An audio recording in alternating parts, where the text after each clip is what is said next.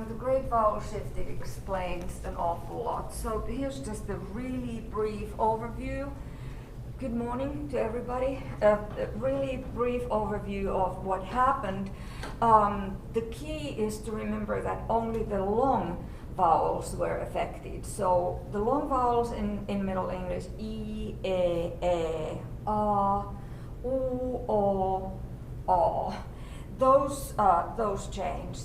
And it was a systematic change that no matter where in the word and in which word this long vowel, Middle English vowel appeared, they all changed. It was not a quick change, it happened over time, nobody really knows why it happens.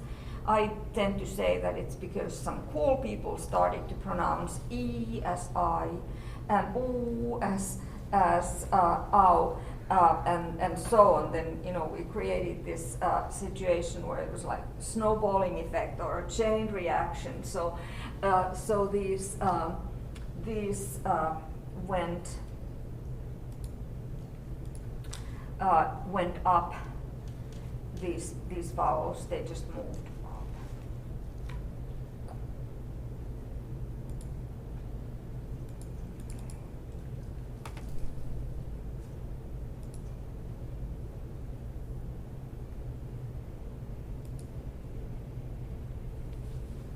So that's and you have this on Blackboard. We went over this. So E became I and U became ow. Then E and O went up because those places were empty, so to say.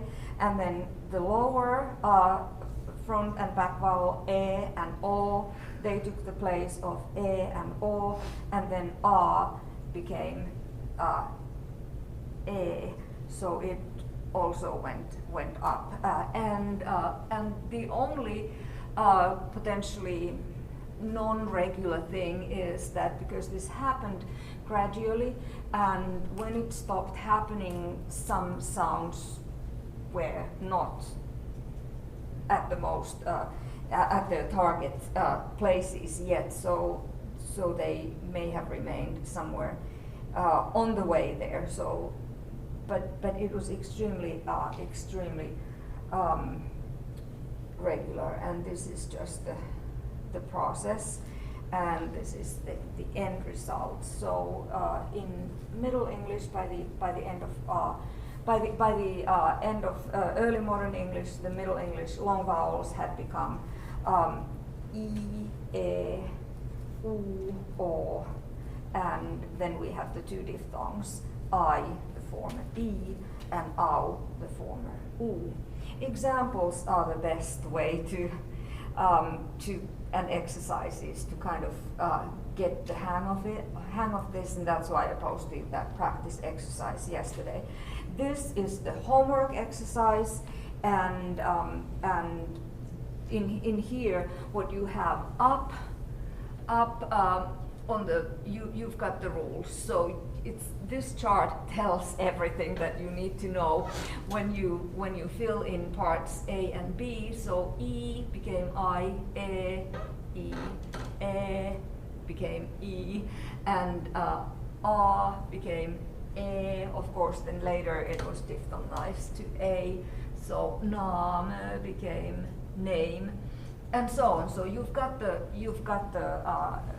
rules there and example words. So teed, Middle English became tide, deep became deep, hete became heat, tale became tail.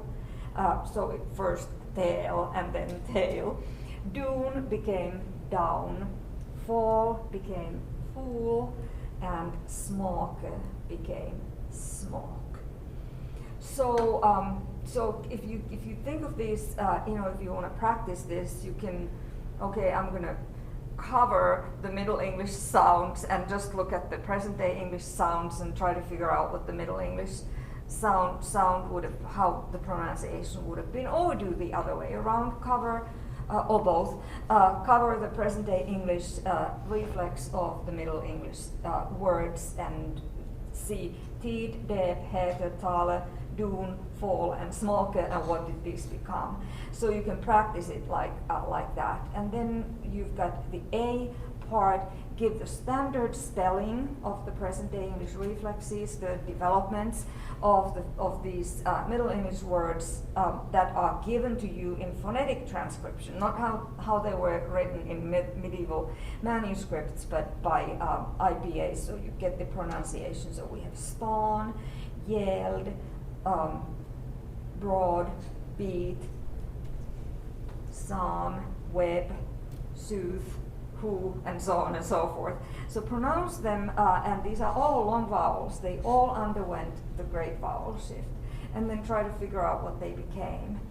And I gave you that, form, the submission form, because this is a PDF, and they are, kind of tedious to try to fill in. So just skip the filling of the PDF or making photographs of this. Just fill in the tables that I gave to you.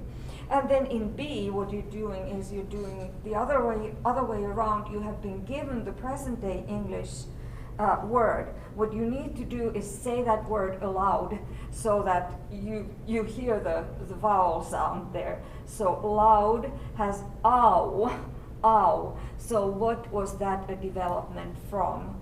Of course it was development from oo. And do the same. Child, I, rope. Remember that O and A in present day English are never pure vowels. So rope, it has that diphthongized U there. It's not rope, but keep that in mind also. And then just go and go up to the chart, and these are all regular things that happen. They are not tricks. Here are the tricks, and we really went through this very fast at the end of last time. So I wanted to bring it up again, because here we have now some of the so-called exceptions to the great vowel shift. So the development of the Middle English A, the lower front A, it normally became E. So it went all the way, if we go back here to Middle English A, in the front, it became A, the higher front A, and then it went all the way to E. That was the normal development. However, there were some deviations from the quote-unquote normal development by a couple of other processes that affected some words. But what we have today is these, written in black, these words here that all spell the combination of EA. So we have the first set of words, cheat, plead, wreath, and leaf, where A, the Middle English A, has become the present day English E. This was the regular development. But then we also have words like the second set of words. How do you read those words? In the middle. Exactly. So why don't we pronounce them as threat, heed. My heed is hurting. I'm afraid of death. And that person was deaf. We don't, because what happened here in these words, in some words, the Middle English A, it shortened before the great vowel shift, because that could also happen. And it became E. So E became E. Just the long E became E. And what the result is here is when it was a short vowel, the great vowel shift didn't affect it, obviously, because the great vowel shift influenced only long vowels. So it was kind of like too late for these words to become threat, heat, death, and thief. Okay? So we say threat, head, death, and death. We actually use pretty much the same vowel as people in Middle English already used. What is confusing for a 7-year-old who is trying to learn to write English is that cheat and plead and wreath and leave are written with EA, and so are threat and head and death, death and death. And there is no explanation for the 7-year-old. They just have to, okay, this is English, I'll memorize these. And the match between the pronunciation and the writing, it doesn't exist here. The third list of words written in black, how do you read these? Break, yay, steak, and great. Yes, break, yay, steak, great. And what we have, this is a different development.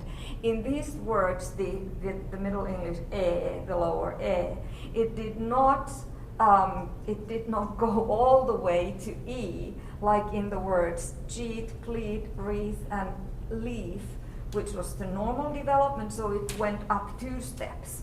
But for these words, the change was only 1 step. The great vowel shift only did one step.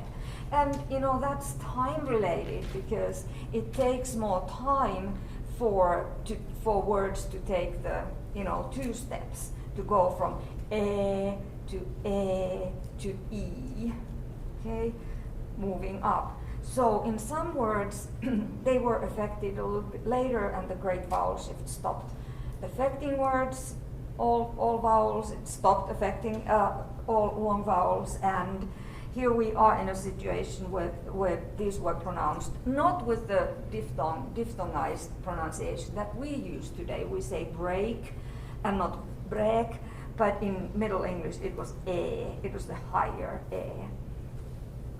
so break, stek, and gret, and then very recently we have diphthongized them, so it became break, steak, and great. But I have been in a restaurant with a Finnish person who wants to order a steak, and then I am just like, well, that is such a logical thing to say, because that's how the great vowel shift regularly affected the word, like the Middle English steak.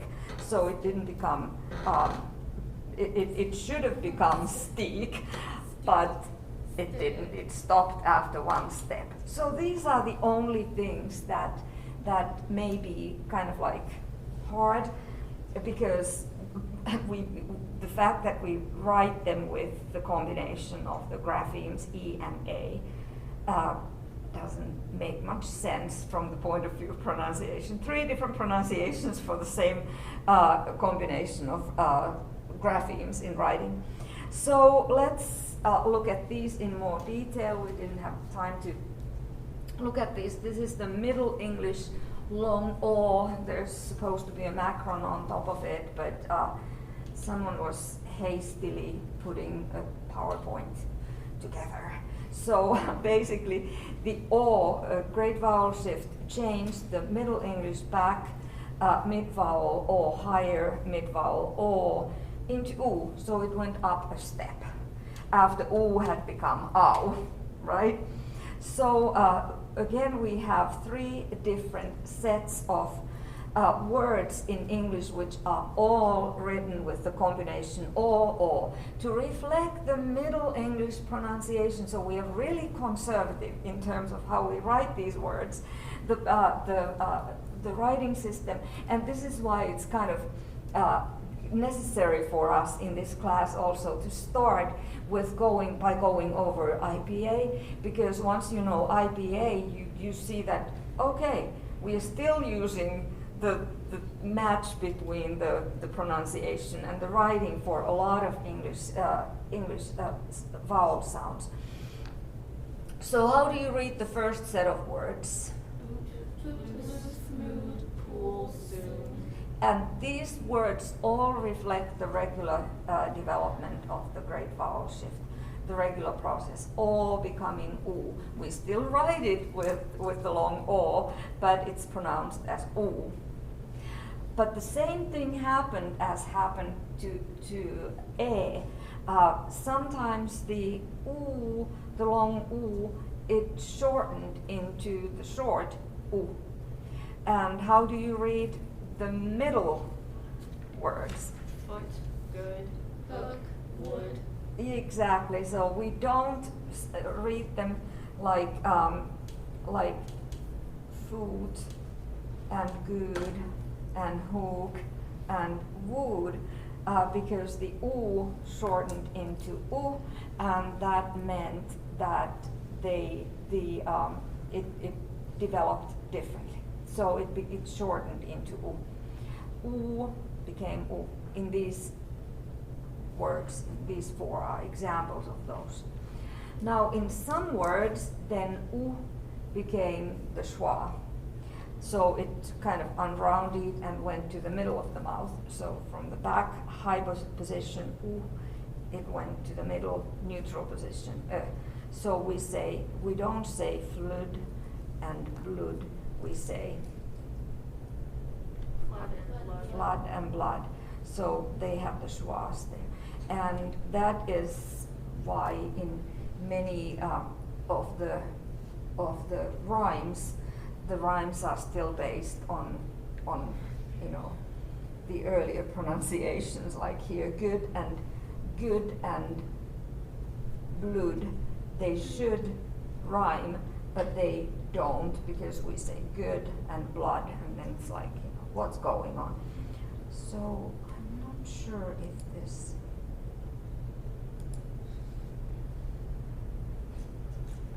No, it's not going to play.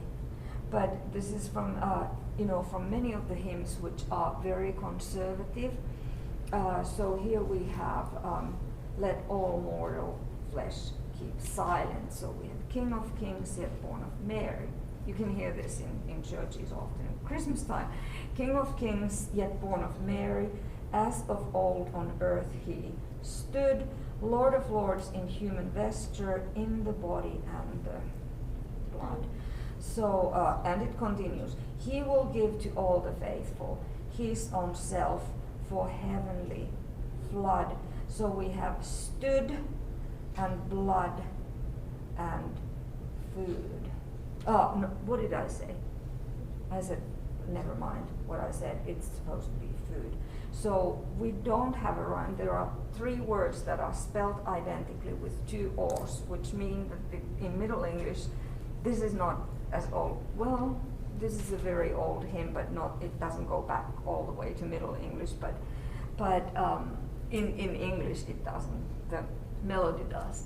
So we have stood and blood and food. And it doesn't sound good from the point of view of rhyming, because all these words developed differently because of a couple of exceptions to the great vowel shift. So they should be stewed and blood and food if the great vowel shift had affected them equally, but they went a little bit different ways. So food is the one that actually went according to the plan of the great vowel shift. So Ford became food, but blood shortened and became blood, and stored didn't become stewed, it became stewed, it shortened. So three different developments, and that's why the rhyme is lost, and it's a shame. So this is just actually this is the exercise that I posted yesterday or Monday, either way, and I'm posting this PowerPoint, so you can, after you do the exercise, the non-graded exercise, you can check your answers from here. So there's no need to go through these. These are regular developments of the great vowel shift. So then there were minor vowel changes. also that happened. So the great vowel shift was not the only change in the early modern English times. These Middle English words, they all contained the vowel R in Middle English. So these were pronounced as lap, krab, at, ad, bak, bug, stuff, craft, path, bath, glass, class, and so on. So the sound R was in all these words, but we don't pronounce them identically in present-day English. So how do you read the first line? Crab, at, back, bag.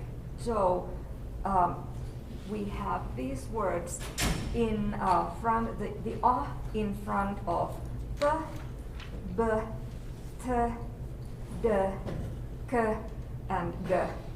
And these are stops. And what happened? How would you describe what happened to in front of a stop? This is question number 1 there at the bottom. They became long. The Middle English became yes, good. Let's look at the next line. We have words like, how do we pronounce these in American English? Second line. Sad, crab, cat, bath, class, and class. Yes. So what happened to Middle English in American English in front of the voiceless fricative like of, os? Became yes, so it got longer. Became before all, or all plus a dental. So let's go to line 4. We have all, call, haul, stall, and tall. And in Middle English these were all, call, haul, stall, and tall. So became in front of all. Middle English became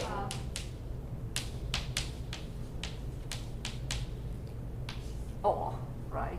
The rounded. Many today say that as but in Middle English it would have been a little bit rounded probably. Let's look at the next line. We have, how do you read the one starting B-A-L-K? How do you, those? Bulk. Yeah, bulk. Caulk. Chalk. Chalk. Chalk. Walk. And walk. Do you say walk? Walk? Walk. Or walk? Walk. Walk. Yeah, it's like the L's not there. So the L disappeared. The became O, and the O disappeared in front of a K. So before O plus K, the O disappeared. But bulk. Does anyone pronounce the L in these words? Bulk. I mean, I say, pronounce them caulk. yeah, I say caulk, but I would say bulk. Yeah. Yeah, bulk. But nobody would say, I'm holding a piece of chalk. Chalk. The O disappeared, and also I walk every day. My family from the Midwest pronounces the L, so I don't know. Well, dialectal differences are impressive, yes, that's cool. What about the next list? We have Calf. calf, Have. calf, Or how? Salve. Salve. do you pronounce the L? Is that how you spell salve? I've heard Like, it like an salve. ointment salve? Yeah, it's like salt. Okay, okay. I've heard it salve and sad. Half. I would say like how. Oh How? my god, this is hard. Like, how? No. So let's How? let's look Okay, at the I would say half, but I would say how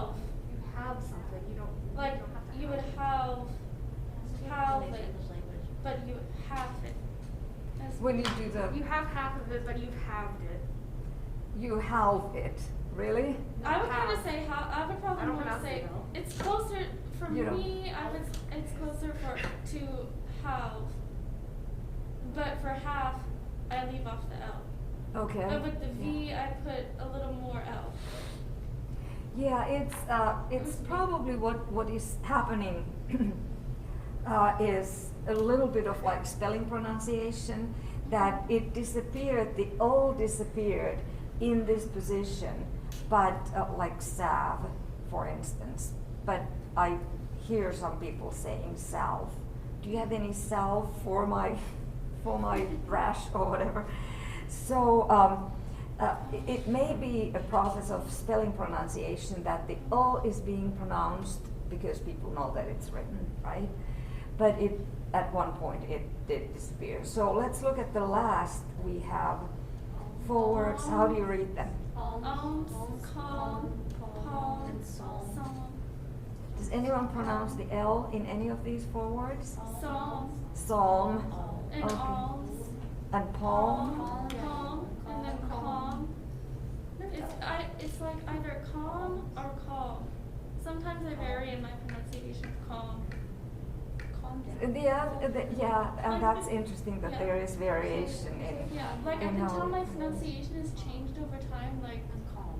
Like now I pronounce things differently than I would have when I was younger. Yeah. Calm. And the fact that we know how these are written may have also affected the idea that we want to, pronounce it. So that's the spelling pronunciation in the same way as, how do you read this word? Often. Often? Yeah, but my parents say often. Exactly. Oh. But So I say my parents do often. that. I remember when I was in high school, people thought I was like a foreigner because I would pronounce like consonants that people would leave out, like often. yeah, and it's because you know that it's written there, and it once was pronounced, but then it disappeared, and then now it's kind of like entering back again in the same way as the L, the story of the silent L. Okay, so these are not like minor vowel changes. They're not. But the point here is that the Middle English it developed a little bit differently in different words depending on what the next sound there was. And then sometimes the O may have been affected also. Okay, so we have during early modern English from between 1500 and 1800, two consonants were added into the English phoneme inventory. So we got and z, and of course the had appeared. It existed already in Old English, but it was not an independent phoneme in Old English. It was just an allophone of n. Okay, so it used to be an allophone of n, but then in early modern English it became an independent phoneme, because now today it has the power of separating between king and kin, sing and sin.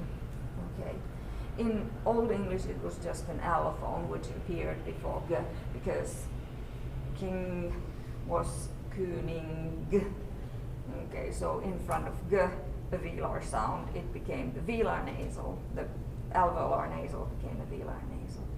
And then we got the z, totally foreign sound in Old English and Middle English, but in early modern English it was added into the phoneme inventory, and it came from a foreign language which was French.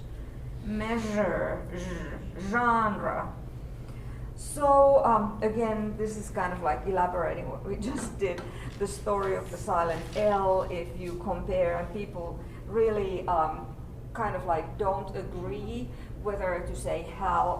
Well, in half, we don't say half, it's half. Does anyone say half? No. But then, you know, you ask about what this is, That's a and palm. palm or palm. So there is kind of like a remnant of an O there. How do you say the word that starts with an F? Folk. Folk. Is there an L? Folk. Folk? Folk. Folk. Folk? I think it depends for me if I say like if it's like folklore, I'll say the L. Yeah. Folklore? Folklore. That's interesting. Yeah, and Folk then tales. But if it's like folks, yeah. like people Hey, will say folks. Hey folks. Yeah. Yeah, I don't say that. And The L also, sounds silly. my pronunciation varies too because in German you say Volk, and you have the L sound. So sometimes I put the L sound in there, and sometimes I don't. Yes, It depends. right, yeah. It's also an effect of a transfer from different language. But does anyone say talk? Talk. Talk? Don't My don't grandfather talk so. Oh. my grandfather says talk to me. Talk to me? Oh, wow. He's from Illinois. Oh, Talk. Talk. yes, Talk. yes, but Sometimes any I of say you, would you ever say talk?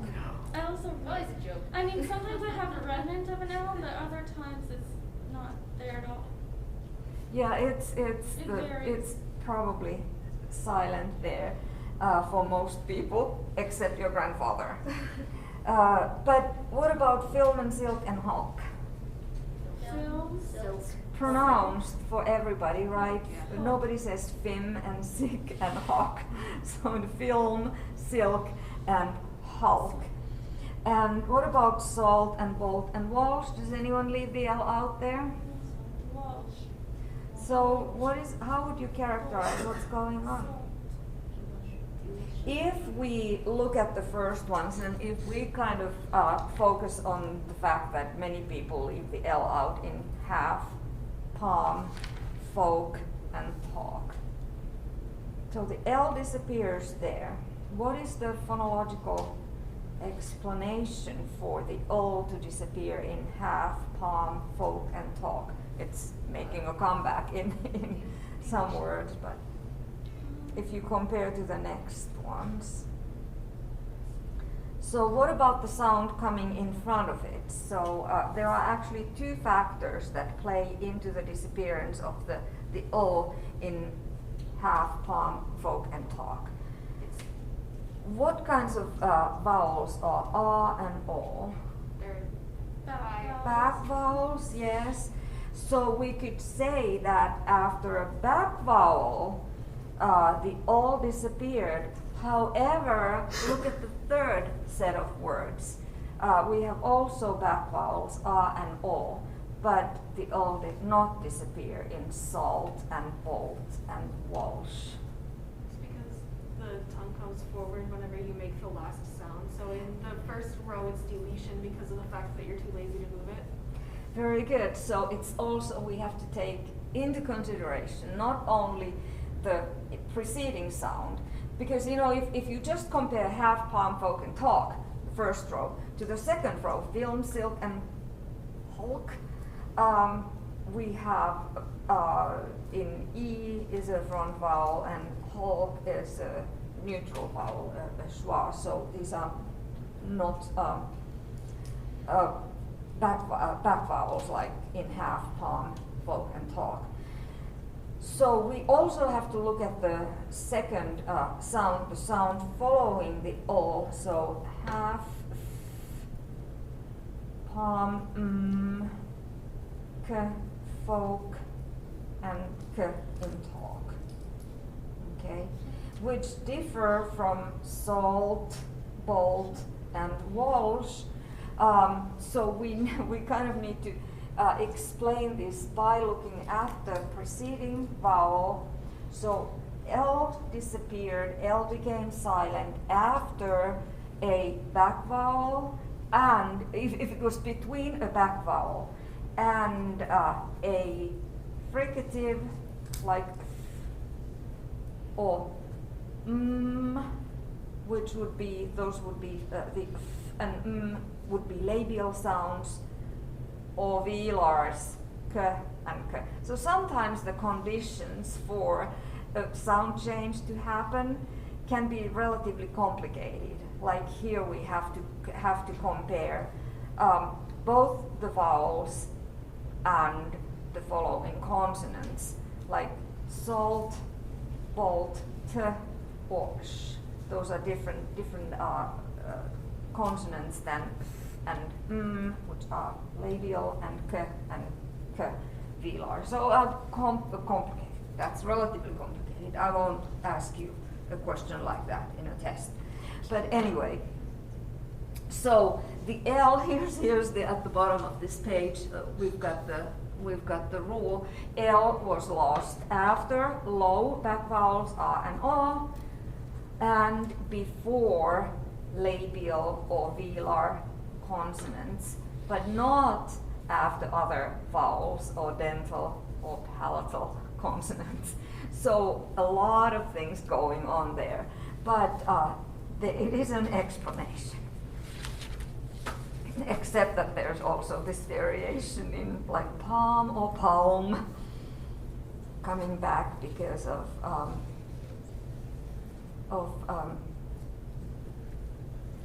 spelling pronunciation, like same thing as in often versus often. And vehicle versus vehicle. So the ha is also coming back because it's a spelling pronunciation. Okay,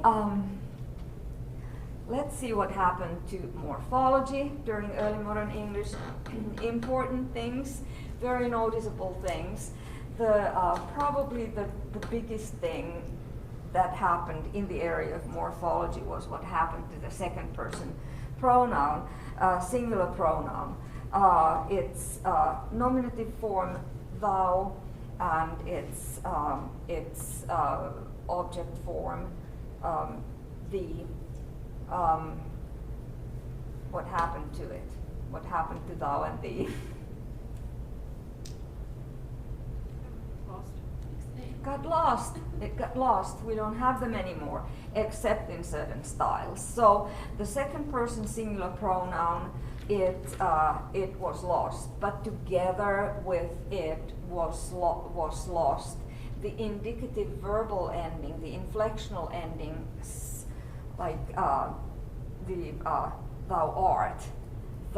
art, the indicative ending, in declarative sentences we have how great thou art. I mean, we still sing Amazing, is it Amazing Grace? Yes. How great thou art. That's not Amazing Grace. That's a different hymn. But anyway, so thou art, we would say you are today. This happened by around 1770.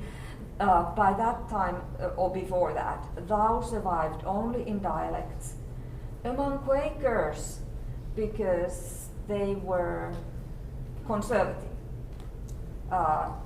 very traditional, and they did not want to move to the direction of, the you was driven by social respect, that we're all pretending to be polite to each other, and Quakers of course wanted to be polite too, but the thou is a more familiar way we talk. We use thou, like in Spanish, in French, the distinction, and your textbook has a long discussion about this. So the tu vous distinction in French, for instance, in German it's du and sie, and in Spanish it's tu and the polite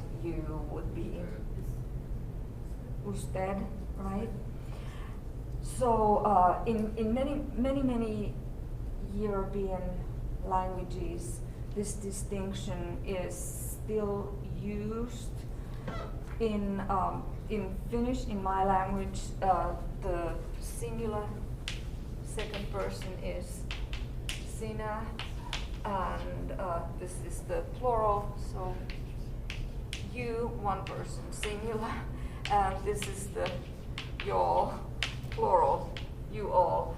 And Swedish is related to English has du and ni.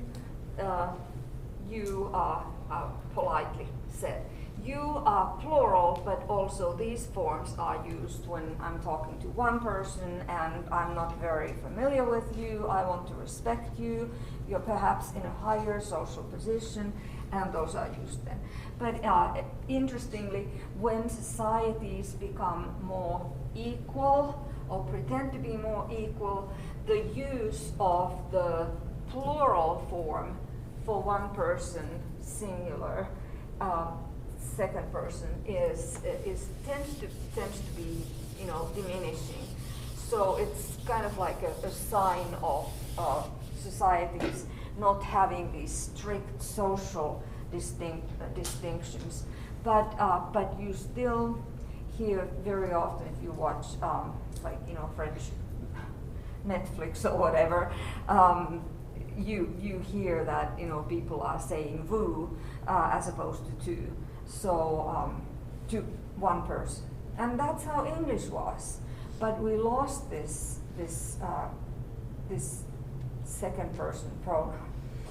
So its present religious function, like, you know, like still in the Lord's Prayer, we would use thou. Our Father, who art. No, not in that case, but in some religious functions, it's still like, how great thou art. Okay, it had yes. And we also lost the possessive of that too, thy. Yes. So that became you. Yeah. Or like, your. Yeah, like Yeah. thy will be done. Yeah, we Yes. don't have thy anymore. Yeah.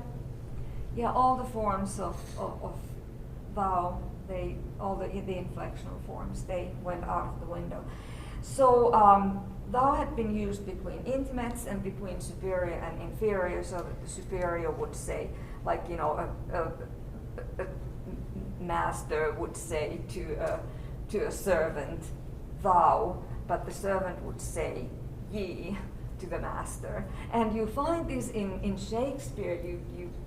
You see that Shakespeare uses this distinction because it was happening during early modern English times, and you can kind of like interpret the indications of that, because sometimes the same people are using ye and thou when talking to the person, and it's kind of like you're trying to shift the power positions by using, you know, you put yourself in a power position if you tell the other person that he's a thou instead of ye. So okay, so that was probably the most noticeable change, and we're still suffering from it, because now we can't in standard English make the distinction between you, one person, and you all. But you all is handy because it fills that gap that we lost when we lost thou and its other forms. Okay, other minor changes in morphology. Occasional n plurals had still existed and did still exist in early modern English. So houses was hausen, sounds like a little bit like German. Eyes, Eien, and cows, like Kein. These were still used, so, but of course nobody says that anymore. We have still this remnant of kind, which is the neuter, unmarked plural in Old English, and so different kind. People tend to say that, even though in present day standard it would be different kinds of cars, for instance. But if you say different kind of cars, you're kind of like going back to early modern English usage. Plurals, horse and fish, they started to be regularized little by little, so nobody says in plural horse anymore, it's horses. And fish was still, how many fish did you get but I went and bought different kinds of fishies for my aquarium. Different kinds of fishies. That's also kind of like coming back in. Okay, so thou and thee became you, and in second person plural singular distinction, it survives still in yourself and yourselves. Demonstrative pronouns were thou and those. Interrogative pronoun, whether, it meant which of the two. Whether will do this, which of the two will do it. Relative pronouns, they developed, they had, were affected during change, by change during early modern English. So your book has addresses this quite a bit. So that was used as a relative pronoun, also which, but the dual forms like that and with, the person, that which, or the person, the which, those were also used. So we've lost that which and the which completely. If you remember the Our Father, Lord's Prayer in early modern English, Our Father which art in heaven. So of course we wouldn't say which in today's English. Our Father, who art in heaven. So which was used for humans, but today which is not used for humans. Yeah. It's funny, I hear some, when we say the Lord's Prayer, sometimes in church, we'll say Our Father who art in heaven instead of which art in heaven. So it's kind of like, it's kind of like you're combining some of the King James. Yeah, the King James with the way with PDE a little bit. Exactly, yes. And that's what happens when language starts to change. Not everything changes immediately, and then there's the variation. Yes.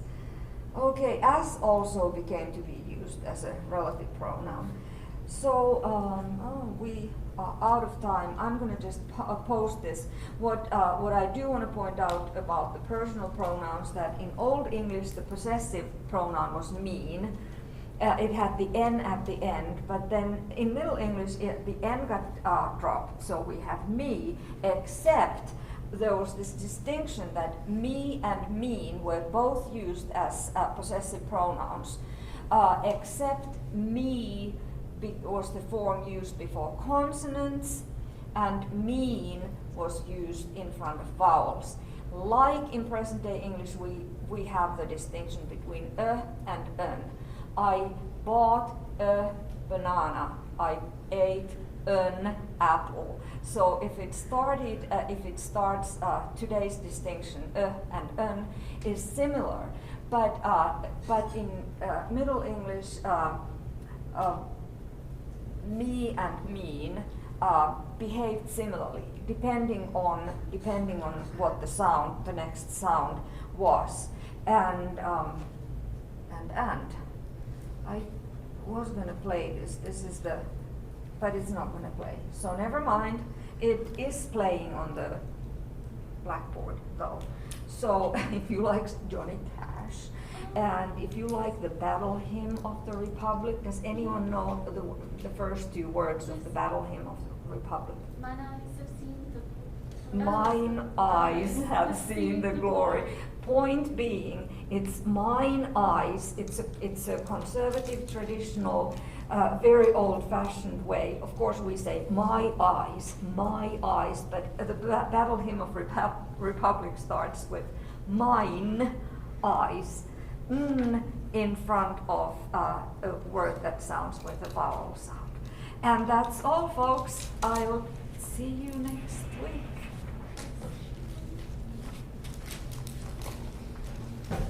Folks, not folks.